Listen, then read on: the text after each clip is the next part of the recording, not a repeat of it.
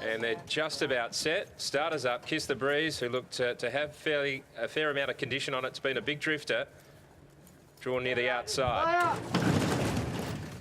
Racing began brilliantly though. Kiss the Breeze is looking to fire across, and Fire and Rain is driving through now to join it. Just behind them, Pago Bay trying to keep Kiss the Breeze out a little bit wider, and is doing so. So Kiss the Breeze is 3 deep on speed. Just behind them is Artie's Jewel, also caught out a shade wide. Braggadocio is going up along the inside from Sunol, and then Classic Pro, who's over on the inside coming to the home turn. And Iron Spartacus is back at the tail of the field, so Fire and Rain was able to punch through and lead from Pago Bay. Third, Kiss the Breeze did it tough early on. In fourth place is Braggadocious, who was a bit green coming around the turn, and Artie's Jewel is getting to the outside from Classic Pro, but Fire and Rain travelling strongly at the 200. Braggadocious is getting up on the inside from Pago Bay. Kiss the Breeze is trying hard on the outside, and then Classic Pro, but Fire and Rain is doing it well. Braggadocious is getting into the clear, and then Kiss the Breeze on the outside, but Fire and Rain in front of Braggadocious. Fire and Rain holding on, and Fire and Rain has won from Braggadocious. Photo third, Kiss the Breeze on the outside. A pretty good effort after racing wide early,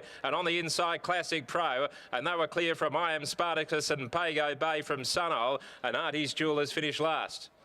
Fire and Rain too fast for them. For Craig Staples, Braggadocious has run second. Kiss the Breeze might have nosed Classic Pro on the inside, but Fire and Rain always in control. Didn't jump as fast as Kiss the Breeze, which really slingshotted out of the gates fresh.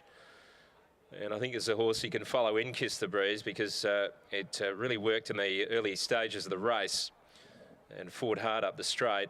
And Fire and Rain on the rail, getting a reasonably comfortable lead from Pago Bay. And then Braggadocious has got into the clear to give chase. Still a bit green, Braggadocious, so no doubt we'll keep improving off that. And we wait on this third number with Kiss the Breeze on the outside, number 2. And on the inside there, Classic Pro, who ran an honest race. Pago Bay weakened, Sunol never came into it, and I Am Spartacus was always near the back of the field trying to improve, but really couldn't pick up the leeway. So we're waiting on the time as well to come through after the running of the first race. We're playing on a good 4, and Fire and Rain, very much suited by the conditions today, has been able to speed through and lead. Would have been interesting if Kiss the Breeze had drawn inside of Fire and Rain.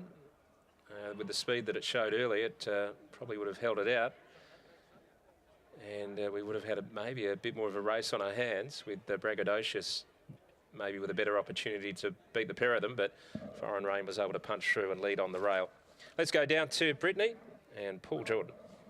Thanks very much, Richie and Paul. What a win by Fire and Rain. We'll just let him say congratulations to all the connections. And I tell you what, there's a fair few connections down here. And of course, Harvey Crossman, it would be very excited given that it is Warroa Day. And Paul, what a win that was. Very impressive to come back from the bone chip surgery. Take us back. What was the concern after the trial back in January?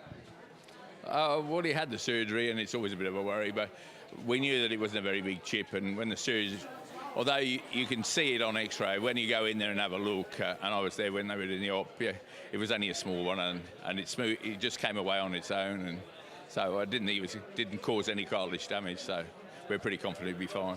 Was the prognosis from the vet straight away that just 100% recovery, just a small break, and then straight back to the racetrack? Yeah, that's the way that it was all related back. But you know, I go and watch them get operated on, so I've seen it on the camera as well as the surgeon is. So it must be very intriguing to watch, and you must be so impressed by the way that he's come back. Has he come back a better horse? He's bigger and stronger than he was. As a youngster, I didn't pay very much for him. I only paid $15,000 for him because he's a really light-framed, annoying little horse. So I remember from up at Yarradale, they rang me up and they said, "How are you getting on with that horse?" I said, "You can't catch the little swine." And she said, "We could never catch him when he was a foal. Had to get about 5 broodmares around him to catch him, you know." So we've had to chase him out of the paddock a few times into raceways to catch him, to just trim his feet. But he's turned around from that to being really good to get on with. So he's matured now, and you can catch him now? No, it's over. You know, we like him a lot. Well, the other runners certainly couldn't catch him today, and very good considering he is a West Speed horse as well. Yeah, no, that always helps. 84 grand, it's all right, isn't it? And a huge bunch of owners here. This is quite remarkable just how many owners you have in, and it's great for racing, isn't it, Paul? Well, between this horse, Lindsay's horse, and Kiss the Breeze, I think they had there was enough owners there to make a midweek meet crowd. There was heaps of them. There really is. We are absolutely swamped by people around us. You must be so impressed with Fire and Rain. Congratulations on the win, Paul. Yeah, thanks. Yeah, it's really good. Well done to Paul Jordan there with Fire and Rain, and we'll work our way through this crowd. I actually cannot believe just how many brand new owners there are for these 2-year-olds here in the mounting yard today, Mark. Yeah, it was a really good race as well, and I think this race will stack up as a form reference going forward. We saw that with the early 2-year-old races here with Kiss the Breeze. That form was pretty solid. He looked like he just missed the trial, and I think he probably will be improved second up. But I think that form with Kiss the Breeze, I think the debutant was a little bit green, will certainly improve over a little bit further as well. And this horse is just uber professional with Craig Staples aboard. I think, it's come back from knee surgery, every bit as good as it went away. 100% correct there, and I think the trials showed that. I mean, so often Paul Jordan's gallopers just perform so well in trials, but this one really exceeded them. To win the trial by 7 lengths was quite remarkable. Must say, I'd definitely be following Kiss the Breeze. To have missed the trial, to be coming up first up and had a little bit of condition on it, to then fight on and sit 3 deep. It was a very gallant effort, and the debutant Braggadocious, you can only expect, will take natural improvement from the race experience. We wait for Craig Staples just to weigh in now, and then we'll have a chat to Craig, and you can't wipe the smile off his face. Craig, congratulations. What a win, and you must be so impressed just at how Fire and Rain's returned to the racetrack. Yeah, I've really liked this horse from the get-go. Like Paul said, he was light early and just kept growing, but he just always showed so much. You know, I really liked him in the Magic Millions, and unfortunately he had that injury. But ever since he's come back, he's done nothing but impress me. Were you always confident that you would be able to get that lead easy? No, not necessarily. 2-year-olds are 2-year-olds. You don't know what's going to come out of a trial. Lindsay's showed a nice trial, so you just don't know what's going to happen. So you go in there with an open mind. I know he's got great speed. The time he ran in the trial was a lot quicker than the rest, so you've got to be a little bit confident.